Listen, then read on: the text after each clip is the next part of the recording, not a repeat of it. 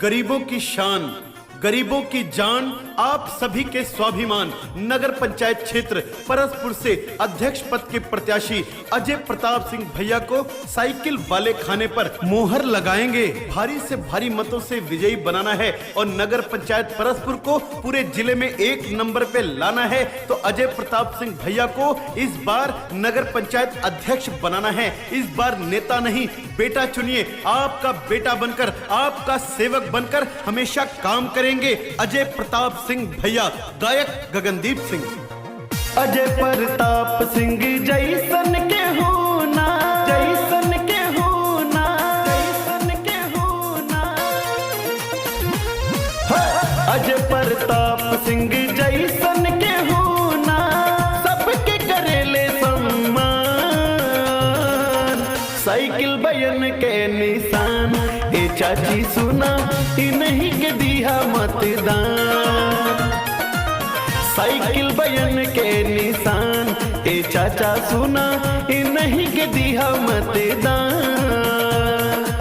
काम किया है, काम करेंगे, जन जन का सम्मान करेंगे, झूठे वादे नहीं करेंगे, ये कहना है अजय प्रताप सिंह भैया जी का। सबको गले से लगाते हैं, सबको अपना बनाते हैं। 24 घंटे क्षेत्र में रहने वाले, 24 घंटे लोगों से मिलने वाले, सबका सम्मान करते हैं, बुजुर्गों का सम्मान करते हैं, माँ बहनों का सम्मान करते हैं। इसीलिए जन जन ने ठान लिया है, अपना बेटा अजय प्रताप सिंह भैया को मान लिया है। नगर पंचायत अध्यक्ष परसपुर से बनाएंगे और अपने परसपुर को विकास की ओर लेकर जाएंगे। आपके बेटे, आपके सेवक अजय प्रताप सिंह भैया को जिताना है तो समाजवादी पार्टी से साइकिल वाले खाने पर मोहर लगा दीजिए।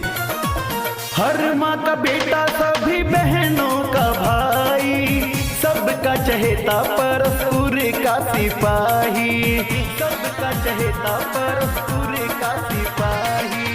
कोई निराश नहीं जाता है मिलके, अजय प्रताप सिंह सबके सहाई। अजय भैया के विजयी बनैहा, इनके अलग पहचान। साइकिल बयन के निशान, ए चाची सुना इन्हीं के दिया मतदान।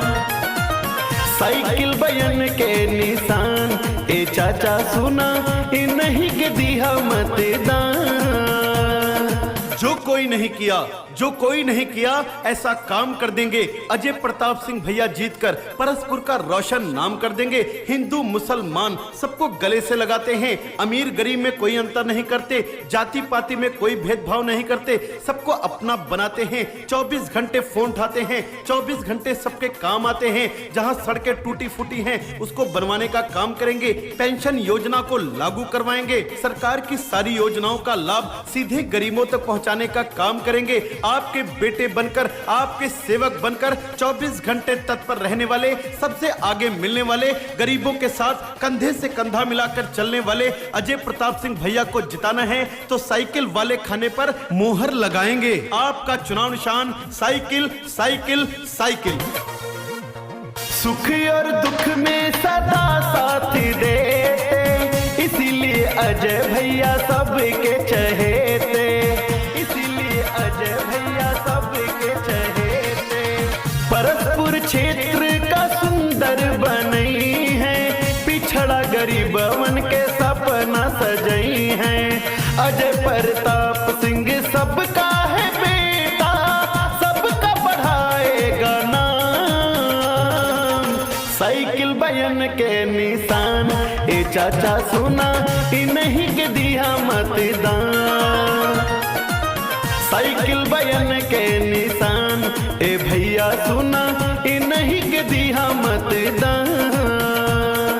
समाजवादी पार्टी ने इस बार अजय प्रताप सिंह भैया पे भरोसा जताया है और जनता जनार्दन भी जाग चुकी है। जनता जनार्दन ने अपना बेटा पहचान लिया है, अपना सेवक अजय प्रताप सिंह भैया को मान लिया है। बुजुर्गों का सम्मान करते हैं, माँ बहनों का सम्मान करते हैं, सबके काम आते हैं। अजय प्रताप सिंह भैया कहते हैं, जब मैं नगर पंचायत अध्यक्ष परसपुर से बन के आऊंगा, गरीबों का हमेशा काम करूंगा, गरीबों के सुख दुख के साथ में खड़ा रहूंगा। इसलिए मेरे भाइयों बहनों, माताओं बहनों बुजुर्गों से हाथ जोड़ के निवेदन है, इस बार समाजवादी पार्टी से उम्मीदवार नगर पंचायत क्षेत्र परसपुर से अध्यक्ष पद के प्रत्याशी अजय प्रताप सिंह भैया को भारी से भारी मतों से विजयी बनाना है, तो साइकिल वाले खाने पर मोहर लगा दीजिए। आपका प्यारा चुनाव निशान साइकिल साइकिल साइकिल।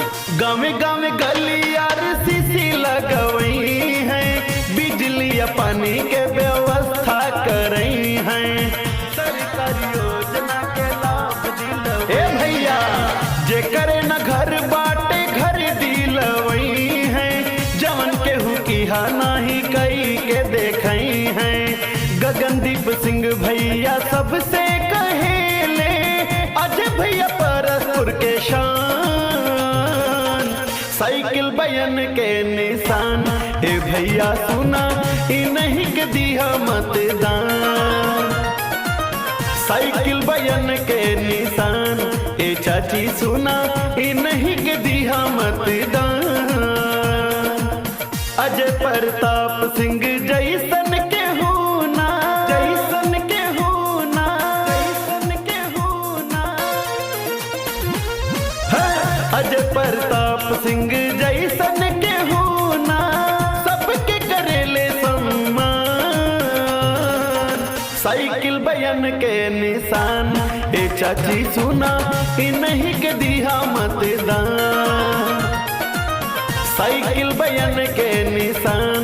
ए भैया सुना इन्हीं के दिया मतदान।